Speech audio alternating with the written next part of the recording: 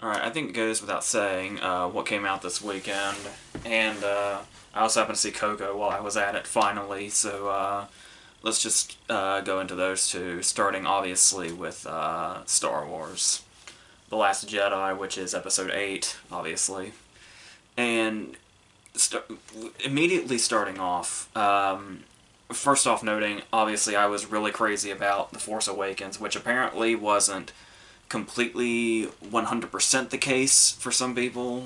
Some people thought it was way too close to A New Hope and thought it was just a lazy retread all the way through from beginning to end, pretty much.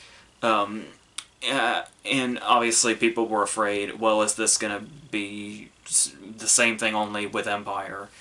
And with the exception of some obvious imagery, like the white that's apparently salt and not snow in this one, and the walkers and all that. People were kind of getting that vibe pretty early on.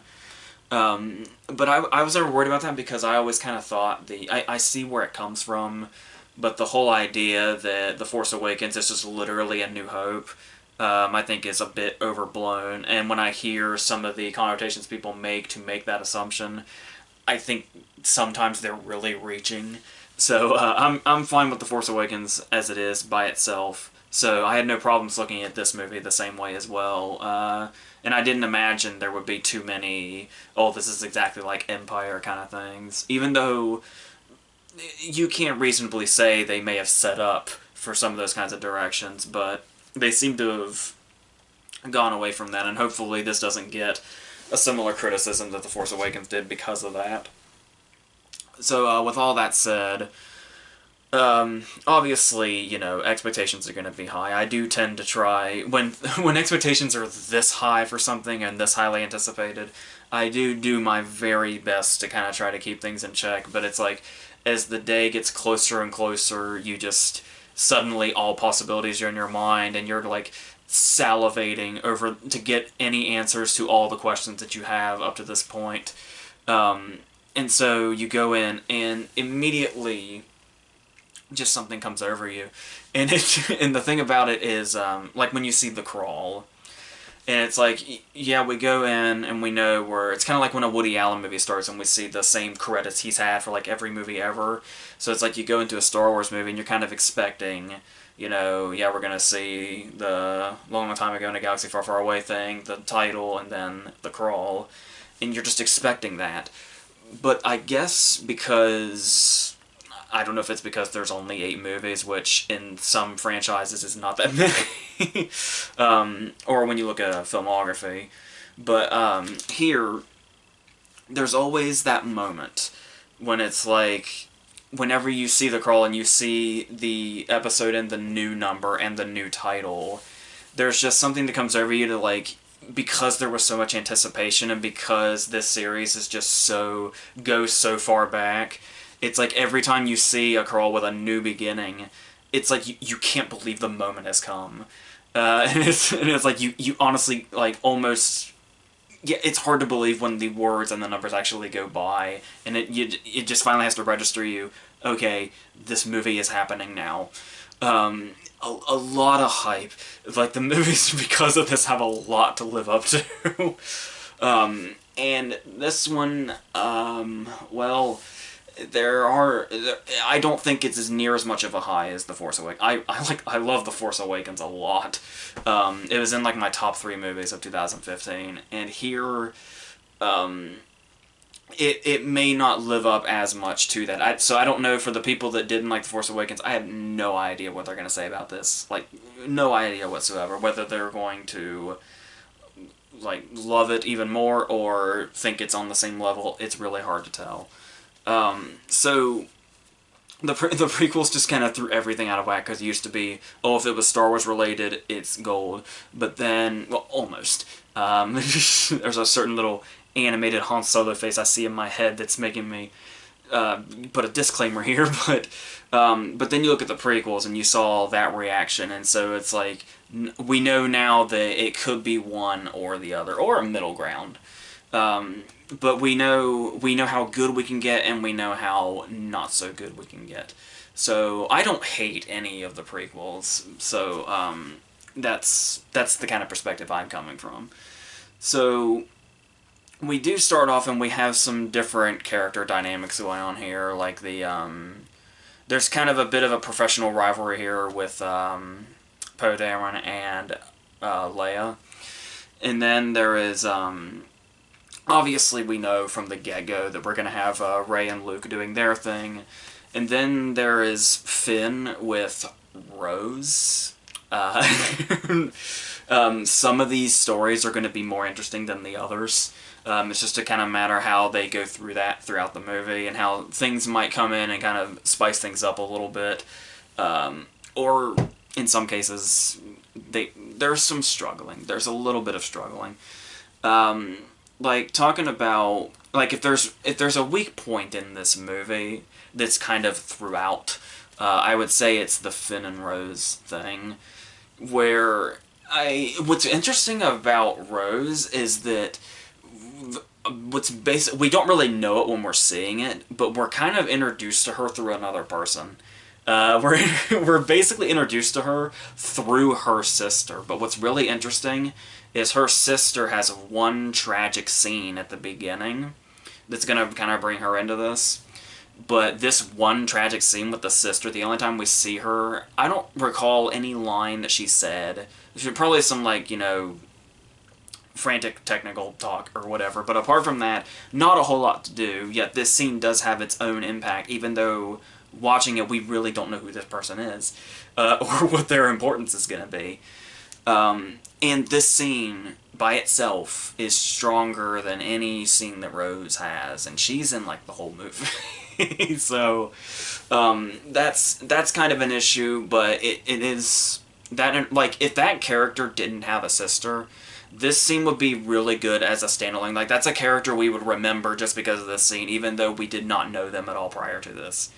At least I don't think we did. You really have to question that stuff if you're not, like, completely and totally Star Wars obsessed, because some of, like, every tiny character in the background has a biography, no matter how small they are. So I'm pretty sure we've not seen her before this. I don't remember if we did. And then, in Finn, you know, when we first see him, I mean, he was always kind of a... Well, I don't know, he had dark beginnings in The Force Awakens, because we know he was a stormtrooper, but then he had that really drastic moment where he got, like, the blood on his helmet, and he was changing his ways, and he was the one that, like, didn't shoot anybody, and everybody saw him as, like, a traitor. But he obviously had his humorous moments, like not knowing how the Force works, or the wondering what Han's, you know, expression was about. But when we first see him in this, it's basically straight up slapstick. And this movie does have a problem with that, like, from the get-go. And I don't necessarily condemn this entirely in the series, because the series certainly, even in the original trilogy had those moments. But it's the fact that we just, like, start off with them that really throws me off and says, maybe we can wait for... Like, in the middle of the movie, this is fine, but to start it off, I think we can do it a little more straight-faced, at least till we get going.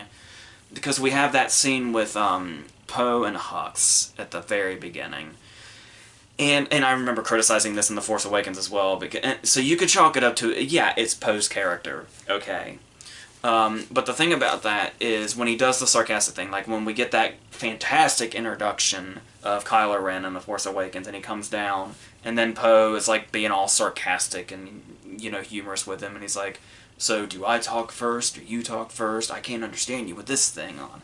And it's like, okay, I guess I get that that's his character. So when he does that shit with Hux in this one, and it's like, you know, yeah, I'll hold and all that stuff, and then and he basically makes Hux look like an idiot when Hux is supposed to be, like, our reincarnated Grand Moff Tarkin, basically. So it's like, I don't know that I fully support this opening scene. Like I said, maybe if it was later in and we'd really established everything, that might have been better, but the fact that we introduce Poe and Hux back into the story this way, we reintroduce Finn in his way, and it's like, it's like you said, you want to say Star Wars, your Disney is showing just a little bit. So, but as it got going, obviously, this movie will you know, find its dark side, if you will. There are other things that are mentioned, like, actually before we go into that, we'll go into, we got some new characters here too, and some recognizable faces as well, besides Rose. There is Laura Dern, who, I guess she's getting some criticism that I vaguely heard about, but, maybe the purple hair thing is a little, like, I don't know, she looks more like a live-action cartoon character than, say, somebody that belongs in this world. But the way she actually brings her dramatic background to this, and it's like, even the words that she's saying in this environment, she's still, like, so sincere with every line that she says. And I kind of like the way she was able to walk into this and be, like, totally serious and straight-faced about it, and not say, oh, you know, I have a couple of Oscar nominations, I'm above this, and all that. I'm Hollywood royalty, you know, I'm above this. No, I actually liked that she seemed really game when she went into this. And speaking of people with Oscar on their name, obviously Benicio del Toro is in it as well. I got really, really psyched when I heard he was going to be in this. I don't know that I would have been as psyched if I knew exactly what the role required. He's not as wasted as he was in Guardians of the Galaxy, thankfully, but, and he does, I mean, it is a crucial role, but the thing that he does here is that it's still kind of hard to really gauge his character for many reasons. But another thing about this is that if there's one thing that that character does well, it's the fact that he breaks the monotony of the Finn and Rose scenes. It's like for a while you're just like, okay, I see where this is going, and oh, we're gonna do this thing, I guess. And then he comes into it and just kind of takes these scenes in a different direction and keeps them moving, and we're not going to try to do this forced borderline romance thing or whatever. I don't know who the fuck's idea that was, but obviously the script itself, the full writing credit, Rian Johnson has. So, yeah, but obviously it's really hard to say because there's also, you know, everybody else's input in, like, the story stage and all that, so it's hard to put the blame on, like, Rian Johnson if there's like one or two bad lines in here, because we're not quite sure where those came from, really, regardless of who has the sole writing credit. But that stuff will be in here. But obviously there are some moments in this that don't exactly. It might even leave you a little confused, and not in the good way, not in the oh now I'm starved for another answer kind of way. Stuff like, I don't know what's a spoiler and what isn't, but there's a particular scene with Leia that I can't quite make sense of. And that's the thing, is in a movie like Star Wars, you have to wonder where exactly you're going to worry about, oh, would this happen, or would this not happen, or would this result in this or not? And then it's like, what in this world is how the world works, and what in this world is, well, that's just a dumb idea. Like, that just doesn't work on so many levels. Not just a, well, that would never happen kind of way. If you've seen it, I'm sure you know exactly what I'm talking about at this point. It's nice of them to not explain it either. It's just in there, and we have to go with it. And if it's on board, if you're on board enough, usually that won't be a problem, especially in such a fantastical world as Star Wars. But I kind of I do like the movie as a whole. It definitely did win me over eventually, but for the first hour or so, I was kind of struggling. And I don't even think that has to do with the hype. I think there are just some genuine missteps here and there. And there's like, because another thing is that they want to really, I don't know, this whole trying to fool the audience thing. Because obviously, you know, the Star Wars world, going back to the original trilogy, is a world of twists. There are that's kind of its thing. There are story turns here that completely catch you off guard and all that. And The Force Awakens kept that up pretty well. But then this movie wants to take that to a whole new level. This movie doesn't just have twists in it. It's the kind of thing where, like, everybody is flip-flopping all the time. And where it's like, they want you to think everybody that's bad is good, they want you to think everybody that's good is bad, and they keep changing their minds throughout, and after a while it becomes less like the case. I guess what they were going for is like, this feels so intense because I have no idea who's good and who's bad anymore, and and I'm on the edge of my seat to see, is this person going to do this or that person going to do that? But no, you kind of just grow tired of it after a while. And it's kind of like it's like I don't even know what to trust anymore. So the movie's going to do whatever it's going to do, and should I even care anymore? Because they're just going to show us a bunch of shit that's not as it seems. But sometimes they do that well. But there are also cases where it's not just individual characters, it's the way things play out. To where it's like, they build it up like it's going to be one thing, and you're like, okay, well, I see where this is going, and then they turn it, and then you're like, whoa, okay, yes, there we go, now we're going in this direction. Didn't see that coming. But then they find a way to flip it back to what you thought it was going to be. And that's what it is.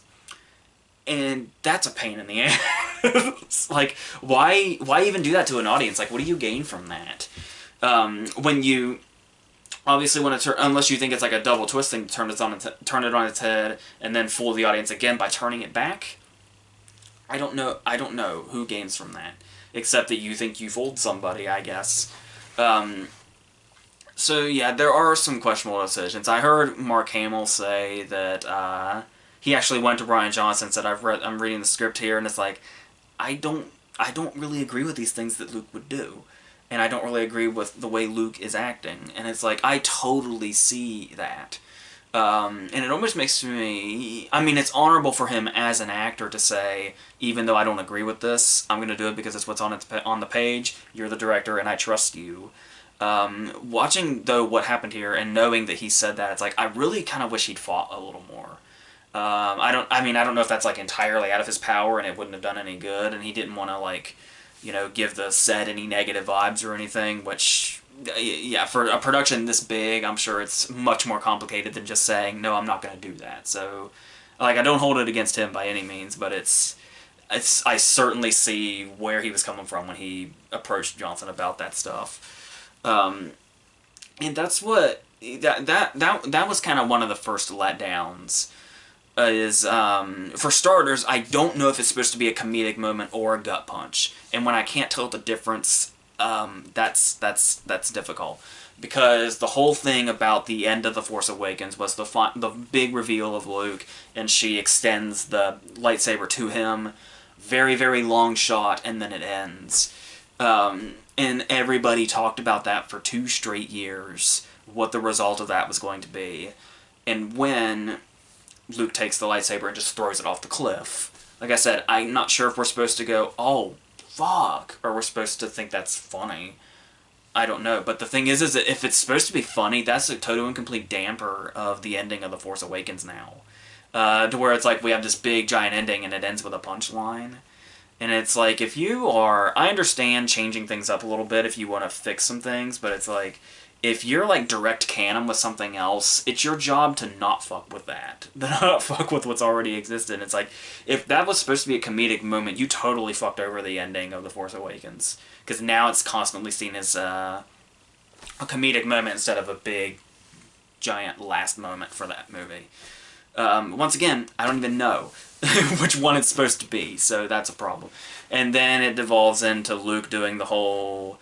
you shouldn't have come here, I don't do that anymore, go away thing, and she has to convince him. And at first I was like, oh, he's doing the Yoda thing that Yoda did for him in Empire, where he's testing his patience. Then it's like, no, he's just doing the crotchety, go away, I don't do that shit anymore thing. And it's like, okay, yeah, there is a perfectly good reason why Luke would not want to return to this kind of stuff, and would not want to train anybody else. There is, but you really can still kind of shake this concept up a little bit and not just make it the exact same line. These individual scenes where Rey is trying to convince him to train her and do all this stuff come back into it. So, yeah, that's kind of where that falls. But once again, this is all in that first hour that I was kind of unsure about, and I wasn't sure exactly if this was going to go in a good direction or not, because it's long, okay? Even though I wasn't sure about the first hour, that still leaves an hour and a half, okay, to follow that up with. And there is a lot of really good additional stuff. There is some great new sets. The casino is really cool, and a really cool idea in this world. There is Snoke's room, Snoke's room is awesome. It's got just the red and the reflective floor, and just has this really sinister but very almost royal look to it. I really like that stuff. And we also have some new kind of side characters in here, or even in new designs, kind of like just mainly just not even necessarily the new characters, but just those characters that kind of come in and out like they often do in this universe. One that stood out was the dude that was leaving the casino and was like twirling his mustache, and it's like just little designs like that for characters that don't even matter, or just in the background, can make all the difference. And then obviously there is the Porgs. I assume that I'm just gonna automatically assume those are controversial. I just and they sort of get that they're here for the merchandising vibes, I'm sure. But then at the same time, it's like my favorite Star Wars movie is Return of the Jedi. And it's not just one of my favorite Star Wars movies. Return of the Jedi is one of my favorite movies, period. And that had the Ewoks in it. So I feel like it's counterproductive for me to complain about the Porgs. My favorite Star Wars movie has the Ewoks in it. So I'll just leave that at that. But yeah, there are definitely moments when it really kicks in here, where I was talking about how, well, we're just kind of doing this thing again and this thing again, and the movie seems to want to keep making us think it's doing something when it's not, or maybe it is. But there are also genuine moments where people are always talking about how in big blockbusters like this, that there are no stakes anymore. Like that's particularly thrown at the Avengers movies. And the thing, though, is that this movie does a very good job of making that not the case. There are many moments in this, regardless of whether or not the script's going to keep flip-flopping on you or not. There are genuine moments in this movie, many moments in this movie, where you pretty much just come to terms with the fact that a major character will die. Whether it actually plays out that way or not, really, the fact that the movie was able to convince you is, like, and we're talking, like, we could be dealing with any character here, and this movie can convince the audience, oh shit, this person might actually die. And it actually really works for the investment. That's not just some, overrated sentence that people just consistently say just to repeat criticism, really. When your stakes are that high, that's definitely going to have your audience's attention when they actually believe characters can go down, especially being this late in the series. And yeah, so, and sometimes that works in its favor, sometimes it doesn't, as you can probably guess. So, and there are also moments when the movie can do something so unexpected that there was actually a moment, probably a couple, but there's one particular moment in this movie where something happened, and I was just like, oh, okay, well, we've still got one more movie to go, and we're only halfway through this one. Where is this going now? Where can we possibly go from here? And it finds a way to go. A way I was very pleased with. Obviously, I don't want to go into too much, but yeah. So I did like where they picked up where that was going. So there is that. This is also one of those cases where the flip-flopping kind of works a little bit. Mainly because it landed on a place I wanted it to. It's like, you just kind of have to, it keeps doing this, and you just have to kind of hope the one you want is the one it lands on, and sometimes that won't happen, but there are times, like in this case, where it did, and I was happy, so. And I also heard that George Lucas was impressed with it, and I remember hearing something where I think he was critical of The Force Awakens. I'm not completely sure on that, but he wasn't like, showering The Force Awakens with praise or anything. So when he came out and said that he was impressed with this, it was kind of like, well, okay. And then you look at the whole thing, well, Cameron, praised Terminator Genesis, so what does that mean? And we've seen what Lucas has, Lucas kind of tampering with this and his vision. It doesn't exactly mean what it used to. So that raises a lot of interesting questions.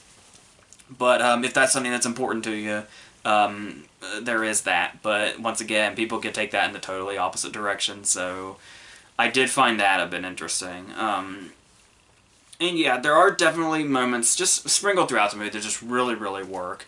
There's one particular moment that really stands out. There are a number. We've got some spectacular fucking action scenes in this. Like, holy shit. It takes us a while to get there, but they're worth waiting for, definitely. That one in the middle, that's, once again, if you've seen it, I don't even need to go beyond more specific than that.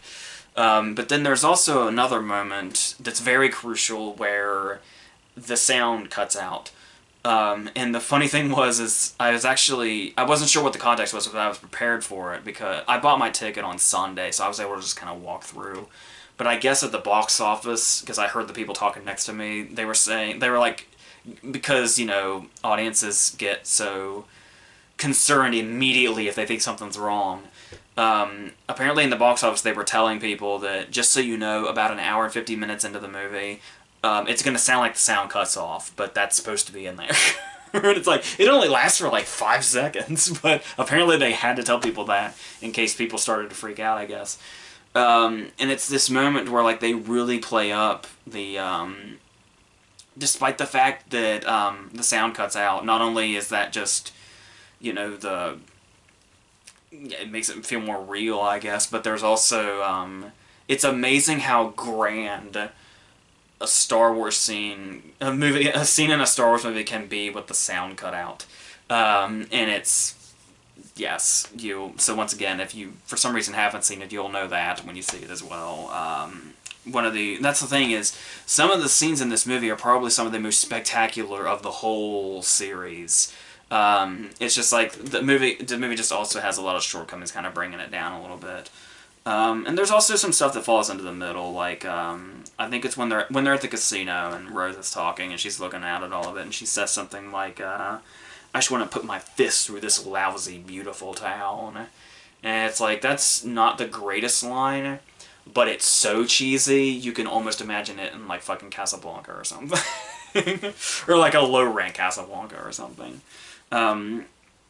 So, yeah, there is that. And, like I said, there is a lot of, like, the imagery itself is really good. Another thing about, the ending, that battle, is just the whole idea of this red on white kind of thing is just really striking in so many ways. And like I said, the sets really bring it alive. So new character designs that are sometimes front and center, sometimes in the back. I imagine most people will leave pleased in one way or another, if not completely. You'll definitely walk away with something saying, I'm so glad that's in the Star Wars universe, and then, there's obviously going to be moments that aren't, but I think that's most of them, so, I'd like to think we're used to that by now, especially after, what was it, 6 years of prequels, so, yeah. So, yeah, that's more or less the extent of this. I do continue to love Kylo Ren as a character. Obviously, Adam Driver's doing amazing stuff with this, and his arc is just amazing. Just watching this character go from one point to another with this conflict inside of him. So yeah, and I'm very interested in what our last movie is going to bring us. And I am obviously much more relieved that J.J. Abrams has it again instead of Colin Trevorrow, because that would have been a disaster. So, yes, once again, my love for The Force Awakens is coming through to where it's like, I know some people are like, oh no, or whatever, but it makes me, I know it should kind of feel like it's pushing a boundary a little bit, but I'm happy to feel comfortable at the moment until we see what's exactly going to be going on. So.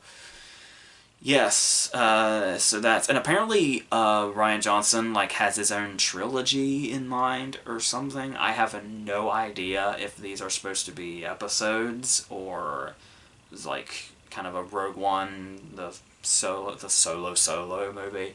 I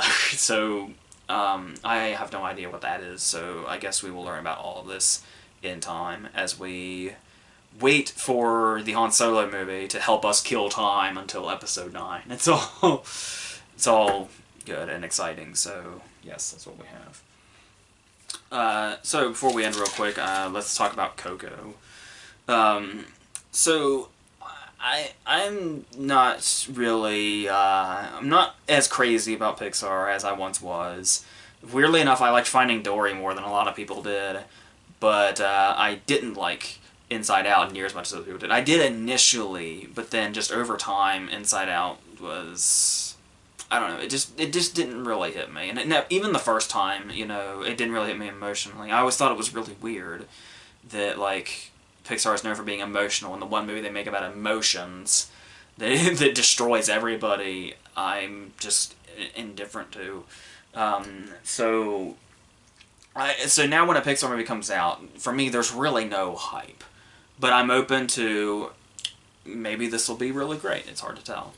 And so this came out, and obviously, because I saw it so late, it's been out for like almost a month, I was able to, there's a lot of hype behind it now. Like, people are really, really going crazy and praising it. I'm pretty sure it's already got that animated feature Oscar locked, like, without question. Unless the breadwinner wants to take it away, but I doubt it. So obviously we're dealing with, that's our main focus here. There's always, like, the one outcome, obviously, is, it seems to just kind of be Mexican culture in general, whether it be the Day of the Dead stuff or, you know, the music or anything like that. I really liked the, they played the Disney theme over the logo with like a mariachi band. It was really cool. And I like this little opening with, you know, the clotheslines and all that. But then as it goes on, because truth be told, I had no idea what this was about when I went into it. Even seeing it almost a month after it comes out, I just never learned what the plot was. I don't know if it was just my interest was that small or what it was, but, so yeah, I basically just got to watch this play out. And yeah, that's probably for the better, too. So I don't even need to tell you what it's about, but I will say that it obviously has a bit of a counterpart, given its, content, and that is the Book of Life, which came out October 2014. I think it was like right around my birthday, because it came out with Fury. And I did not care for that at all. I found it very... I remember I thought the animation looked cheap. I thought it was kind of childish, and it just kind of in general seemed all over the place, and I remember being really bored with it. So if I had known that these two were being compared, that probably would have really taken me down a bunch of notches as well. But one upside is that the director was Lee Unkrich, and he did Toy Story 3, which is a good start. That was probably Pixar's last really, really amazing outing, I think. So what we have here is, it's obviously just, what it all boils down to is another one of those, you know, how important family is, and follow your dreams and all that other stuff. Be your own person. Don't let people, you know, dictate what you're going to be, especially if they're trying to take you against what you aspire to be. All that stuff we've seen a billion times before. But it is the different approach this movie takes to do that, and that it actually kind of earns it when it tells you this stuff towards the end and throughout the movie. And when you look at it first, you want to note the animation. When it looks kind of like I'm always kind of, I don't know if it's because it was like Toy Story, then A Bug's Life, and, you know, you have like Monsters, Inc. You can even honestly throw Cars into this if you want to. And it's like, as much as I love Up a lot, it's always, to me, it always kind of feels a bit underwhelming when a Pixar movie is going to be centered around human characters. So this one kind of finds a way to have its cake and eat it too in regards to that, where it's like, it's humans, but they're not alive, and a lot of them are in skeleton form. So we get to see all the different designs. It reminds me a lot of all the different skeleton designs they had in Corpse Bride. How, like, they all are, obviously it seems like you don't have a whole lot to work with when everybody's a skeleton, but the way they have designed them and give them their own personality, you're actually able to, it looks like a whole bunch of different personalities. And so, and they're obviously, even though they just have a skull, they're very expressive as well. So that definitely works in its favor. And then there is just shots like when we see like the whole afterlife city all at once in that one shot. Um, and even the unconventional way the dog is animated, to where it's like he just could have looked like any other dog, but we actually kind of know we would know Dante if we see him now, because he's just made him differentiate himself that much without them having to give him a voice actor or give him some kind of a weird trait. We just recognize him immediately because that's just how well the animation works, how it brings everything to life, if you'll excuse that wording in this scenario. And obviously we meet a side character who is Guy Garcia Bernal, and his idol is Ernesto de la Cruz, who is Benjamin Bratt.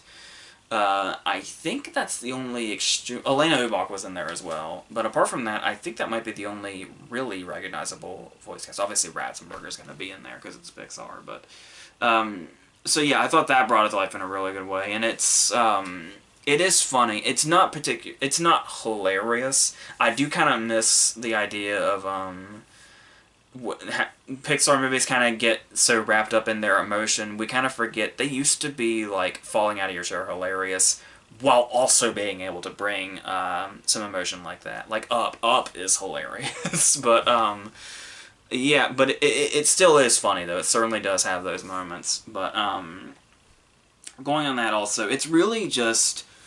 I do like it a lot, and that actually says that because, as you've probably heard many times before, I'm still kind of in this dry spell where I'm just really not overly infatuated with animated movies as of the past few years. The last animated movie I totally fell in love with, I think, was Wreck-It Ralph, and that was 5 years ago already. It's like, so these animated movies come out, and just they get heaps and heaps of praise, and I have nothing against animated movies at all. Three movies in my top 10 of 2009 are animated movies: Up, Coraline, and Fantastic Mr. Fox. And Princess and the Frog was that year too, which I love as well.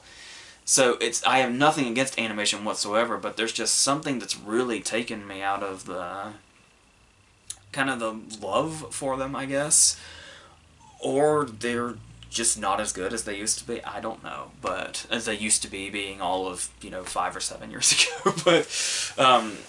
but yeah, there's I don't know. So I obviously didn't take to this as some masterpiece, and it's not even something that I can say I loved, but I do like it a lot, and I don't know if that has to do with this dry spell I'm feeling towards animated movies, or if it's just, well, okay, let's talk about some of the things that I don't particularly care for. Like, it's been out long enough, and I'm not just going to say things outright, but the things I'm going to say here kind of might or might not give stuff away, so I'm just throwing that out there.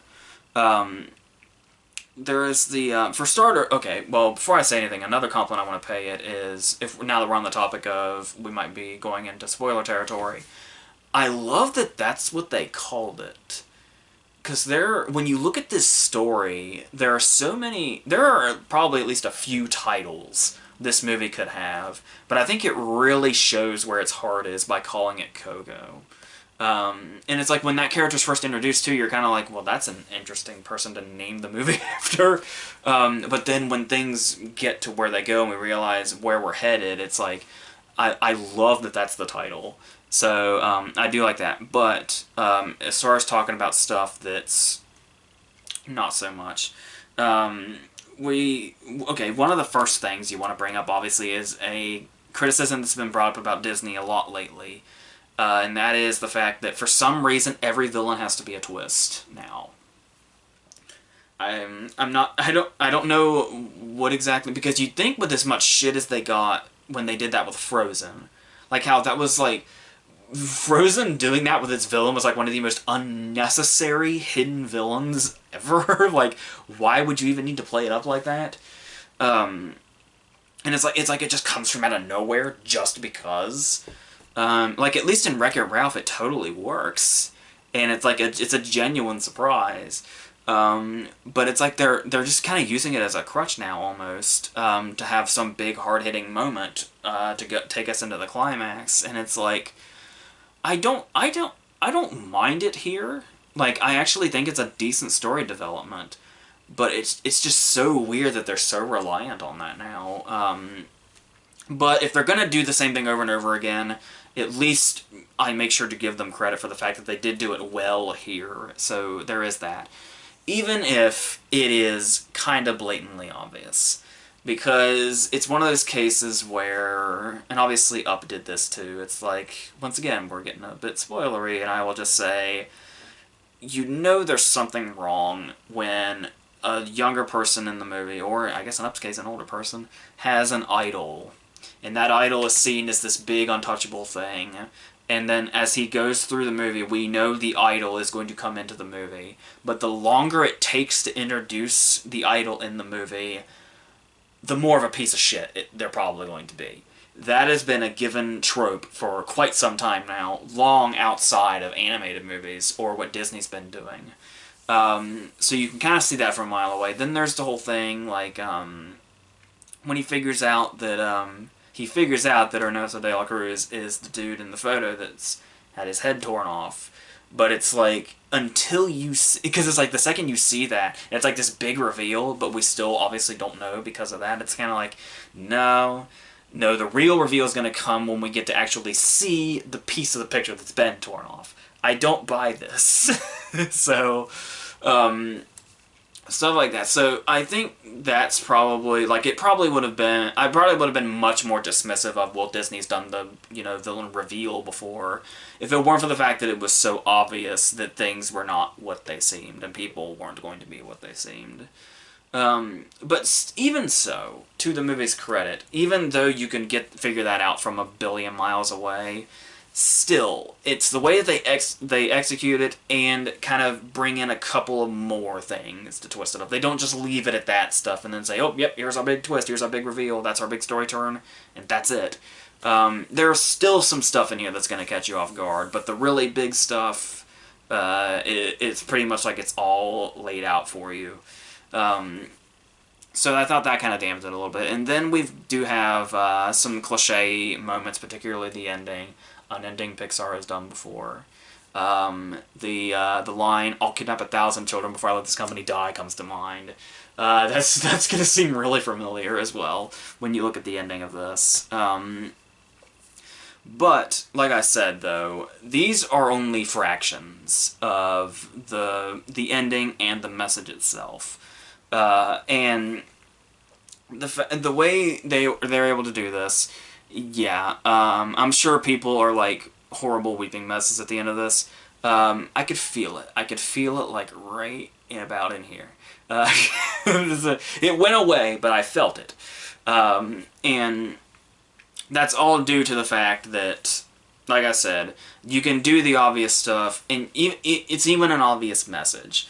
But the way they pull it off with characters we really grow to care about in a message that hits really hard because of how they depict it is what makes it work. And really, the credit should be there, even if I do have those criticisms about some of the ways in which we got there. The fact that it does hit the way it does and as strongly as it does is still a great thing. So, and it really, really earns those emotional moments, and is one of the few movies that doesn't just feel empty when it talks about how important family is and how the whole not forgetting the people where you came from and all that. And it really feels like a special thing. Next week is a lot of stuff. There is All the Money in the World. There is Downsizing. There is Bright, Will Smith and Joel Edgerton's Netflix movie. And possibly one or two other things, I hope. So we'll see how that plays out. And then I should be doing like 2 consecutive verses. I'm probably about to shoot one of those like right now. And then we'll see how all of that goes. So that's what this week was. So until then, we're done.